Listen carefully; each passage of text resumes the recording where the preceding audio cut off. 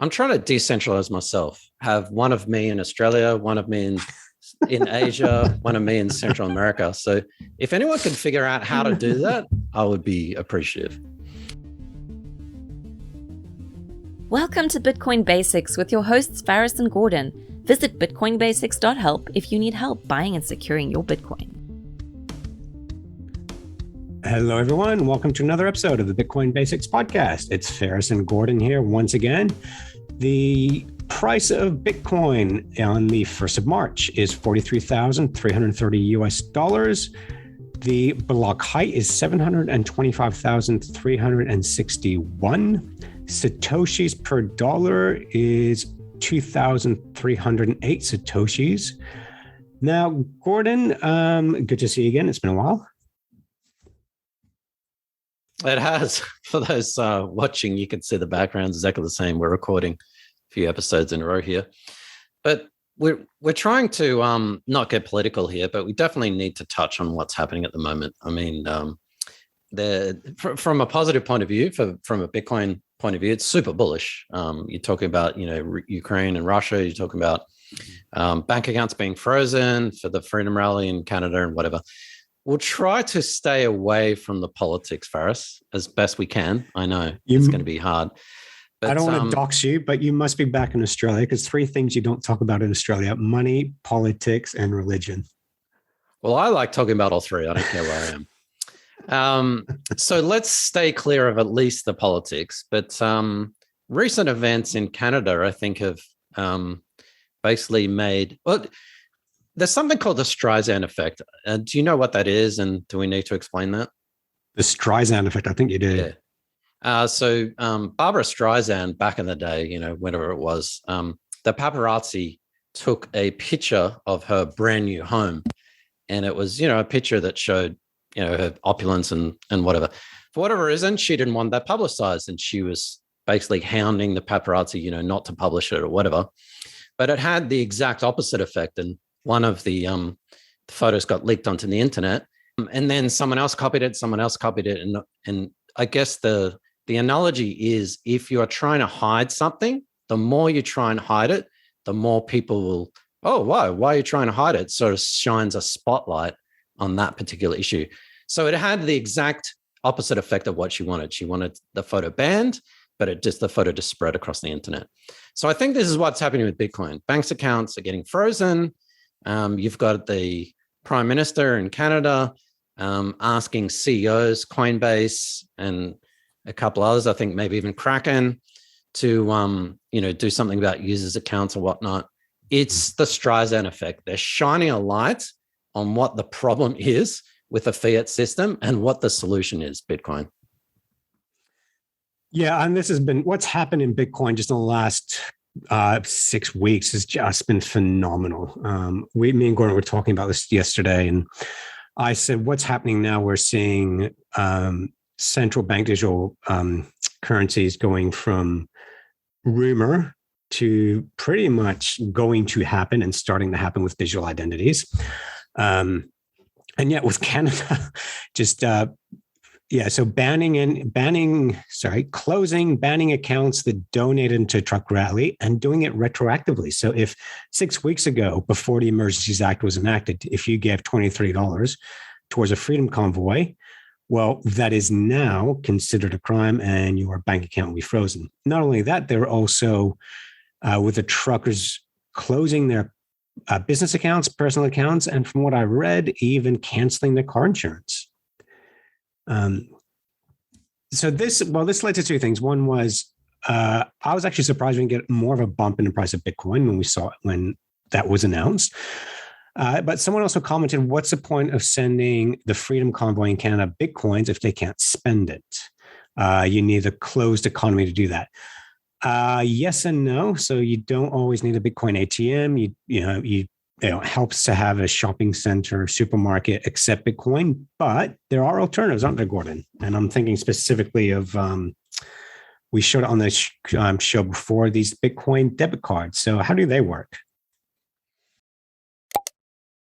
If you enjoyed this podcast, please subscribe, like, and share so we can find others like yourself. Yeah, I mean, the closed economy is actually getting bigger and bigger, so we shouldn't just dismiss that. People are actually selling and buying and selling stuff, Bitcoin for goods and services. But aside from that, yeah, I mean, the last mile is the problem. You can send crypto or Bitcoin till the blue in the face, but someone needs to actually spend that. As you mentioned, Bitcoin debit cards, yeah, I mean, they kind of are what they say they are. With a normal debit card, you need to have those funds in your account. With a Bitcoin debit card, you need to have the amount of Bitcoin in your account. But the huge advantage is, let's say you send $200 US to your Bitcoin, worth of Bitcoin to your Bitcoin debit card, through an app or a website. Most of them are Visa, MasterCard. And so you could go to an ATM, you could go to a restaurant, you could go to basically anywhere online where MasterCard or Visa is accepted and use that debit card just as if it was a normal credit card, actually. So I've actually used one. I've used one in Southeast Asia, and I went to a local ATM with it was a crypto card, which I've gone off them, but that's another story that we'll cover on another day. And I had a couple of $100 worth of Bitcoin loaded onto that card. I went to the ATM. I selected the credit card option to withdraw from, and I withdrew local currency from it. So that doesn't require, sort of bank accounts or anything like that. It was just me sending money, well, actually Bitcoin from an exchange straight to my card, and then from the card going to the ATM. So, sorry, that's a long-winded way that's saying, as long as a place accepts, say, Visa or MasterCard, which are the two sort of major ones, you can use Bitcoin. Yeah, and I mentioned this on the show before. I've been using a Wirex card as well, and we've been trying to get them on the show. Actually, stop. They need to sponsor the show for the amount of mentions. I know they do. So yeah, there's quite a few options out there as far as a debit card. And interestingly enough, when the Emergencies Act was enacted, the Deputy Prime Minister of Canada announced that they were going to expand the Anti-Money Laundering Act to include digital assets. And they actually requested of the crypto companies to freeze wallets. And the crypto companies basically responded, even if we wanted to, we couldn't. I can't remember who it was. One responded simply, no. That was the answer. So it was very much you kind of need to educate yourself here that we don't work like conventional banks. We can't just freeze someone's Bitcoin wallet. Yeah. So again, you've got the Streisand effect. The problem, having my bank account frozen, the government telling us what the solution is, contacting a Bitcoin exchange or a Bitcoin wallet to unfreeze it. I mean, the government is literally telling you to stop using our currency and buy and use Bitcoin. Yeah. And then the very next day after they announced the Emergencies Act, all the main banks in Canada went down. You couldn't actually log in to access your funds. We're seeing the same thing in Ukraine now. We're seeing a run on the banks to access cash. And unfortunately, we're going to see they're estimating up to 4 million refugees from the Ukraine. And it's not safe for them to be carrying cash. It's not safe for them to be carrying gold around. With Bitcoin, it is the safest option. All you got to do is remember a password. Yeah, I mean, it's a complete humanitarian disaster. But from a freedom and from a Bitcoin point of view, as you said, Faris, a lot of these wallets even have 12 words. You just need to memorize 12 words in your head, and you can cross a border or be at a refugee camp or whatever with, whatever Bitcoin you've got. That's remarkable. We've never, ever had that in history. We've had a money that you can control 100%. And, there's a meme going around. It's been going around for years and years with Bitcoin, like be your own bank. But it literally is be your own bank. Like you can cross a border with 12 words. And you're carrying your life savings or whatever with that. But I mean, this is just the tip of the iceberg. I mean, this is sort of Bank of England the other day said that they really want politicians to draft legislation towards central bank digital currency. One of the I don't know who it was, but someone in the Bank of England was talking about programmable money, and they gave the explanation of it's like giving pocket money to your children, but ensuring that your children only spend money on, the bus ticket or whatever. They can't buy sweets We want that for our economy. We want that for our people. So this is the tip of the iceberg. This is the start of it. And I'm not going to say like it's going to get worse, but I'm just going to say that there will be a day, and I've been saying this for years, that you won't be able to withdraw your Bitcoin from an exchange. Now, you can at the moment, Coinbase and Binance and Kraken and whatnot, they're sort of resisting, some of them more than others. I wouldn't say Coinbase. But yeah, eventually they're just going to be regulated so much that they're going to become a PayPal. And at the moment, you can buy Bitcoin with PayPal. You can transfer money to your PayPal account. You can buy Bitcoin. You can even sell Bitcoin with your PayPal account. But guess what you can't do? You can't actually withdraw Bitcoin from a PayPal account. And that's what's going to happen. It's going to form this two versions of Bitcoin, where you've got Bitcoin on exchanges and in regulated third parties, and you've got Bitcoin in non-custodial wallets, like your hardware wallet. Not only will you have total freedom and control over those Bitcoin, there's probably, and I could be wrong, but there's probably going to be a massive premium on sourcing Bitcoin that is actually non-custodial, like not trapped in these third parties and exchanges.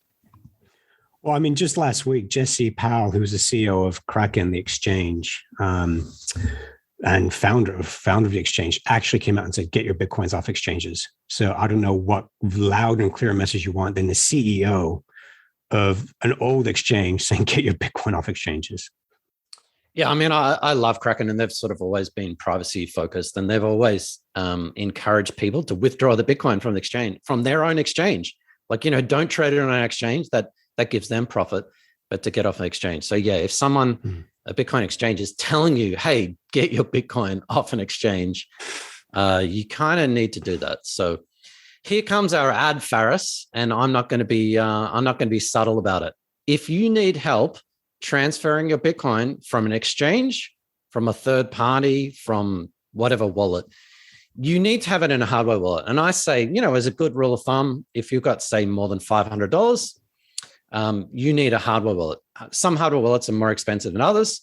That's a discussion for another day, but you need to have it in a non-custodial wallet, a wallet that you control and only you control.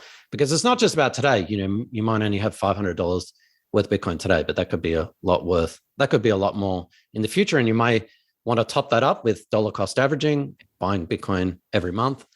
But essentially, at the end of the day, you need to get your Bitcoins off an exchange and third parties into a wallet that you control. At bitcoinbasics.help. Thank you, Gordon. Beat me to it. All right. Now, is there anything else? I mean, we could talk about the geopolitics for ages, but in terms of Bitcoin, any other final thoughts? No, I mean, I'm kind of a bit shell-shocked with how much is happening so quickly. And I think I would not be surprised if we just see a 100, 200% appreciation in the price of Bitcoin in the next few months, simply because people are starting to understand the decentralization and store of asset value that it is. And to beat a dead horse, we talk about this a lot. We talk about decentralization on this show. I think, and you say this all the time, Faris, people are really underestimating decentralization. Even Bitcoiners, like even some Bitcoiners, like, yeah, I've got my Bitcoin in my wallet, whatnot. And it's like, yeah, but what about everything else? You've got Bitcoin in a hardware wallet, but you're using Gmail and you're using Facebook and you're using like all these services. Yeah, so this is something me talking to you over the years is what I truly appreciate now. And like talking to you, I'm looking to decentralize everything. I've been using Apple products for years. Their planned obsolescence is something that's pissing me off at the moment. So I'm looking to move off them. So I'm looking for options where my money goes as far as what I purchase, how my data is stored, everything that I am. I want to know it's not going to be sold to some third parties. So with Bitcoin, it is decentralized finance. But how about my digital identity? I want something decentralized there. I'm trying to decentralize myself. Have one of me in Australia, one of me in Asia, one of me in Central America. So if anyone can figure out how to do that, I would be appreciative. But yeah, that's a good point, Faris. That's not That's not something we want to plug now, but yeah, we have a special project that goes way beyond Bitcoin, and it focuses on the privacy and basically how to decentralize your data, how to control your data so that you are in 100% control of it. And that's where true privacy is. Don't think like moving from Facebook to Parler or to some of these other, BitChute third parties or using a VPN saves you. It doesn't. Those, at the very least, those companies are selling your data. So stay tuned for our project on that. All right. Thanks, Faris. We will see you next time. Thank you, everyone. Thanks for watching or listening. If you enjoyed this podcast, please like, subscribe, and share so we can spread this educational content to others like yourself. Visit bitcoinbasics.help. Disclaimer. Any content provided by CoinCompass is for educational and informational purposes only and is not investment, legal, tax, or any other professional advice. A qualified professional should be consulted before making any financial decisions. CoinCompass will at times recommend certain products, services, and technologies, but these are opinions based upon our own or podcast guests' experience and not endorsements. We take no liability for out-of-date or inaccurate information, software bugs, manufacturing errors, technology misuse, or issues involving third parties. Visit coincompass.com for more information and please contact us.